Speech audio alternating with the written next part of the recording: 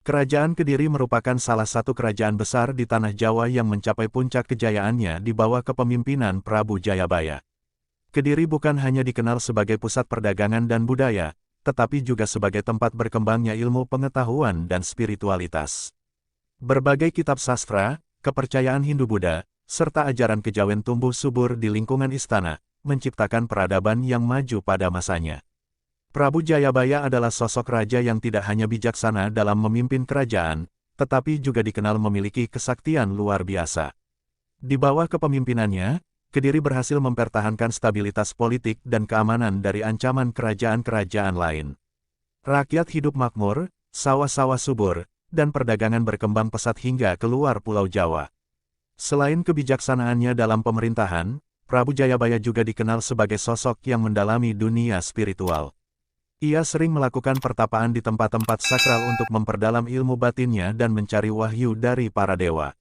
Banyak orang percaya bahwa ilmu yang dimilikinya berasal dari anugerah para leluhur dan kekuatan kosmik yang tidak dimiliki oleh manusia biasa. Di istana, Prabu Jayabaya dikelilingi oleh para pembantu setia, termasuk dua patihnya yang paling terkenal, yaitu Ki Butaloko dan Ki Tunggul Wulung. Kedua patih ini bukan hanya memiliki kedudukan tinggi dalam pemerintahan, tetapi juga memiliki hubungan emosional yang erat dengan sang raja. Mereka tidak hanya memandang Jayabaya sebagai pemimpin, tetapi juga sebagai sosok spiritual yang mereka hormati dan junjung tinggi. Keberadaan Ki Butaloko dan Ki Tunggul Wulung membawa keseimbangan dalam pemerintahan. Dengan perbedaan karakter mereka, keputusan-keputusan penting kerajaan selalu melewati berbagai pertimbangan yang matang. Ki Butaloko yang tenang dan bijaksana sering menjadi penyeimbang bagi Ki Tunggul Wulung yang penuh semangat dan terkadang emosional. Sebagai kerajaan yang makmur, Kediri juga menjadi sasaran ambisi pihak luar. Beberapa kerajaan tetangga sering mencoba menggoyahkan kestabilan Kediri, baik melalui peperangan maupun politik licik. Namun, dengan kecerdasan dan strategi Prabu Jayabaya serta kesetiaan kedua patihnya, berbagai ancaman ini berhasil diatasi. Namun, meskipun kerajaan tampak kuat di permukaan, Jayabaya sadar bahwa segalanya bersifat fana. Ia memahami bahwa kejayaan suatu kerajaan tidak akan bertahan selamanya. Inilah yang membuatnya semakin mendalami ajaran spiritual dan mencari petunjuk tentang masa depan. Di masa-masa tertentu, Jayabaya sering mengasingkan diri untuk bertapa di tempat-tempat yang dianggap suci. Salah satu tempat favoritnya adalah Gunung Wilis, sebuah gunung yang dikenal memiliki energi mistis dan sering dijadikan tempat meditasi oleh para pertapa dan pemimpin spiritual. Gunung Wilis bukan sekadar gunung biasa bagi masyarakat Kediri. Banyak yang percaya bahwa gunung ini adalah tempat berkumpulnya roh-roh leluhur dan para dewa yang menjaga keseimbangan alam. Oleh karena itu, banyak pertapa dan orang-orang sakti yang mendaki gunung ini untuk mencari pencerahan. Selama bertapa di Gunung Wilis, Jayabaya semakin menyadari bahwa takdirnya bukanlah sebagai seorang raja biasa. Ia merasakan bahwa perannya di dunia ini lebih dari sekadar memimpin rakyat Kediri. Ia memiliki misi untuk mengungkap misteri masa depan dan meninggalkan warisan yang akan menjadi pegangan bagi generasi selanjutnya. Dengan berbagai petunjuk gaib yang diterimanya selama bertapa, Jayabaya mulai menuliskan berbagai ramalan tentang masa depan tanah Jawa. Ramalan-ramalan ini kemudian dikenal sebagai Jangka Jayabaya, sebuah kumpulan prediksi yang masih dipercaya hingga zaman modern. Namun, perjalanan spiritualnya belum berakhir. Jayabaya semakin yakin bahwa suatu saat nanti, ia harus meninggalkan dunia ini dengan cara yang berbeda dari manusia biasa. Muksa, menghilang dari dunia fana tanpa meninggalkan jasad, menjadi takdir yang harus ia jalani.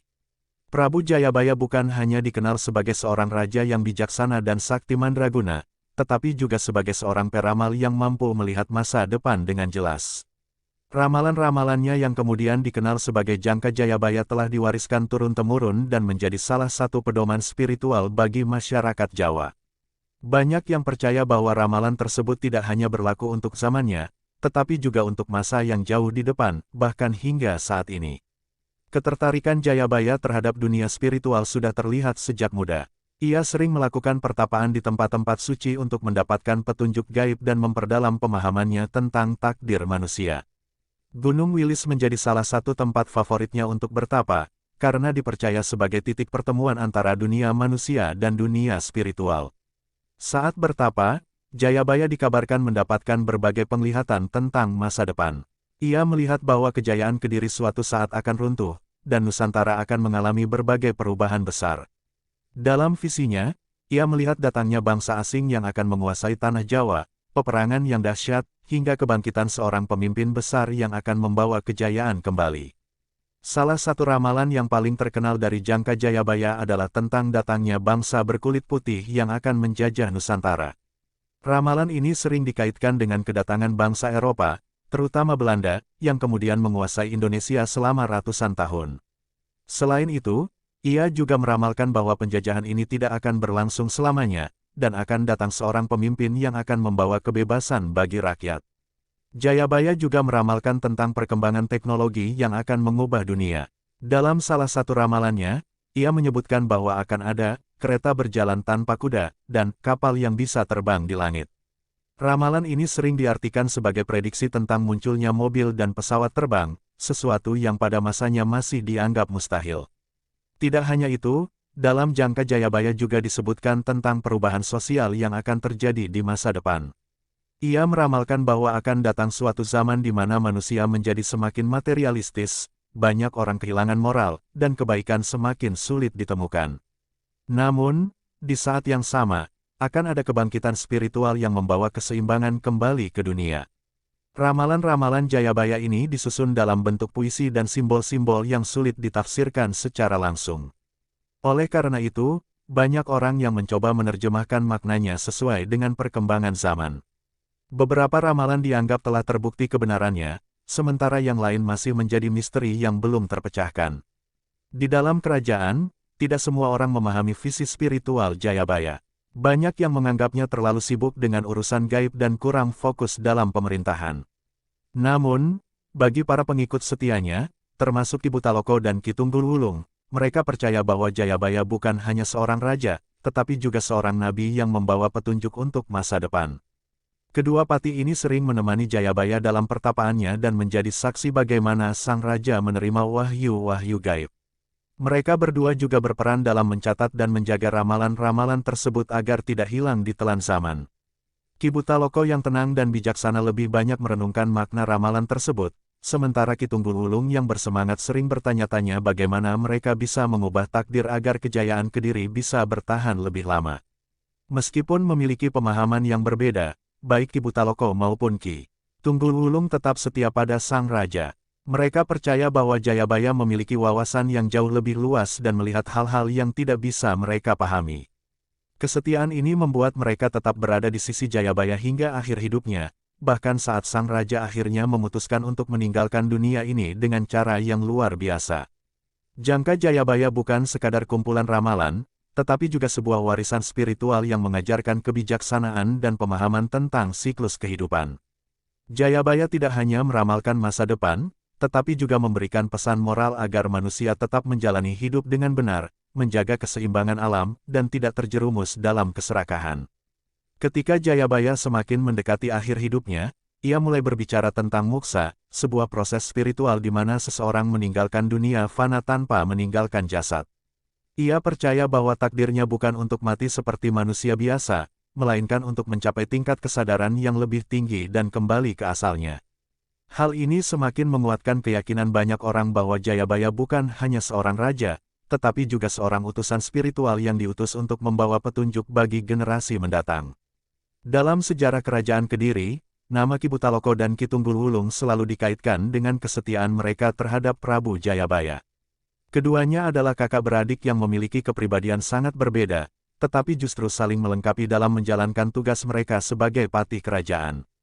Mereka tidak hanya berperan sebagai penasihat raja, tetapi juga sebagai pelindung, pemimpin pasukan, dan penjaga keseimbangan dalam pemerintahan. Ki Butaloko adalah sosok yang pendiam, penuh kebijaksanaan, dan selalu berpikir sebelum bertindak. Ia lebih suka mengamati dan menelaah segala sesuatu dengan tenang sebelum mengambil keputusan. Karakternya yang bijaksana dan rendah hati membuatnya sangat dihormati oleh rakyat maupun para pejabat istana.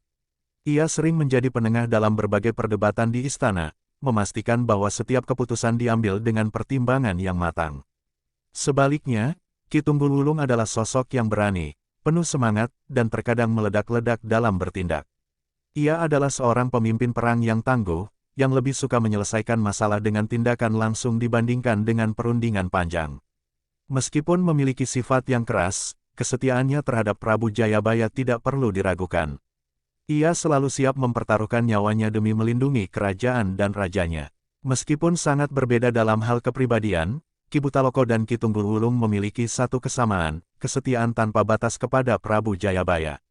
Mereka percaya bahwa Jayabaya bukan sekadar seorang raja, tetapi juga sosok yang memiliki kebijaksanaan dan kesaktian luar biasa. Oleh karena itu, mereka selalu berusaha menjalankan perintah sang raja dengan penuh pengabdian. Banyak kisah yang menceritakan bagaimana kedua patih ini memainkan peran penting dalam menjaga kestabilan kerajaan. Dalam satu peristiwa, Kediri pernah mendapat ancaman dari kerajaan tetangga yang ingin merebut wilayah perbatasan. Ki Tunggulwulung dengan gagah berani memimpin pasukan ke medan perang dan berhasil menghalau musuh. Sementara itu, Ki Butaloko memastikan bahwa strategi perang yang digunakan tidak hanya mengandalkan kekuatan, tetapi juga taktik yang cerdas untuk menghindari korban yang tidak perlu. Namun, bukan hanya dalam hal peperangan mereka menunjukkan kesetiaan mereka. Saat Prabu Jayabaya mulai mendalami dunia spiritual dan sering bertapa di Gunung Wilis, banyak pejabat istana yang mulai meragukan kepemimpinannya. Beberapa di antaranya menganggap bahwa sang raja terlalu fokus pada hal-hal gaib dan mengabaikan pemerintahan. Namun, Ki Butaloko dan Ki Tunggulwulung tetap teguh dalam keyakinan mereka bahwa Jayabaya memiliki tujuan yang lebih besar. Mereka berdua sering menemani Jayabaya dalam perjalanan spiritualnya, menjaga keamanan raja saat bertapa, dan memastikan bahwa wahyu yang diterima oleh Jayabaya tetap terjaga. Ki Butaloko yang lebih paham tentang dunia kebatinan sering ikut berdiskusi dengan Jayabaya mengenai makna ramalan dan ajaran spiritual yang didapatkan. Sementara Ki Tunggulwulung bertindak sebagai pelindung, memastikan bahwa tidak ada pihak yang mengganggu pertapaan raja. Kesetiaan mereka diuji ketika Jayabaya mengungkapkan bahwa suatu saat nanti ia akan muksa, menghilang dari dunia ini tanpa meninggalkan jasad. Bagi kebanyakan orang, konsep muksa sulit untuk diterima, karena hal itu berarti kepergian sang raja tanpa ada pemakaman atau tanda fisik yang bisa dikenang. Namun, Ki Butaloko dan Ki Tunggulwulung tidak meragukan keputusan Jayabaya. Mereka percaya bahwa Jayabaya adalah sosok yang memiliki pengetahuan yang jauh melampaui pemahaman manusia biasa. Menjelang muksanya, Jayabaya memberikan pesan terakhir kepada kedua patihnya. Ia meminta mereka untuk terus menjaga keseimbangan dan ketertiban, bahkan setelah dirinya pergi. Jayabaya menyadari bahwa tanpa kehadirannya, Kediri akan mengalami berbagai perubahan besar, dan kedua patihnya akan menghadapi tugas yang lebih berat. Namun, ia percaya bahwa mereka mampu menjalankan tugas tersebut dengan baik. Ketika akhirnya Jayabaya benar-benar muksa, kesedihan menyelimuti seluruh kerajaan. Rakyat berduka, para pejabat istana kebingungan, dan banyak yang tidak tahu apa yang harus dilakukan selanjutnya. Namun, di tengah kesedihan itu, Ki Butaloko dan Ki Tunggulwulung tetap tegak berdiri. Mereka memahami bahwa tugas mereka belum selesai dan masih ada tanggung jawab yang harus mereka emban. Namun, nasib telah menentukan jalan berbeda bagi mereka berdua. Ki Butaloko dan Ki Tunggulwulung tidak akan melanjutkan hidup mereka sebagai manusia biasa, tetapi akan menjalani takdir sebagai penjaga spiritual di dua gunung besar di tanah Jawa. Ki Butaloko ditakdirkan menjadi penunggu Gunung Wilis, sementara Ki Tunggulwulung akan menjadi penjaga Gunung Kelut. Perjalanan mereka sebagai manusia telah selesai, tetapi pengabdian mereka belum berakhir. Kisah kesetiaan mereka tidak hanya dikenang oleh rakyat Kediri pada masa itu, tetapi juga menjadi legenda yang terus diceritakan hingga kini. Nama mereka masih hidup dalam cerita rakyat, dipercaya sebagai sosok gaib yang menjaga keseimbangan alam. Banyak orang yang masih datang ke Gunung Wilis dan Gunung Kelut untuk mencari petunjuk atau perlindungan dari mereka, membuktikan bahwa kesetiaan mereka kepada Jayabaya telah melampaui batas kehidupan dan kematian. Setelah Prabu Jayabaya mengumumkan niatnya untuk muksa, suasana di Keraton Kediri berubah drastis. Tidak hanya rakyat yang merasa kehilangan, tetapi juga orang-orang terdekatnya, terutama Ki Butaloko dan Ki Tunggulwulung. Mereka telah berjuang, bertempur, dan setia mengabdi pada raja, tetapi kini mereka dihadapkan pada kenyataan bahwa Jayabaya akan meninggalkan mereka untuk selamanya. Jayabaya telah lama memahami bahwa tugasnya sebagai raja tidaklah abadi. Ia bukan hanya pemimpin duniawi, tetapi juga seorang pencari kebenaran yang telah memahami hakikat kehidupan. Setelah menerima berbagai wahyu dari pertapaannya di Gunung Wilis, ia menyadari bahwa takdirnya adalah menghilang dari dunia fana dan kembali ke alam spiritual. Keputusan ini bukan sesuatu yang mudah diterima oleh orang-orang di sekitarnya, terutama kedua patihnya yang telah mengabdi dengan penuh kesetiaan. Di malam terakhir sebelum muksanya, Jayabaya mengundang Ki Butaloko dan Ki Tunggul Wulung untuk bertemu di ruang meditasi rahasia di dalam keraton.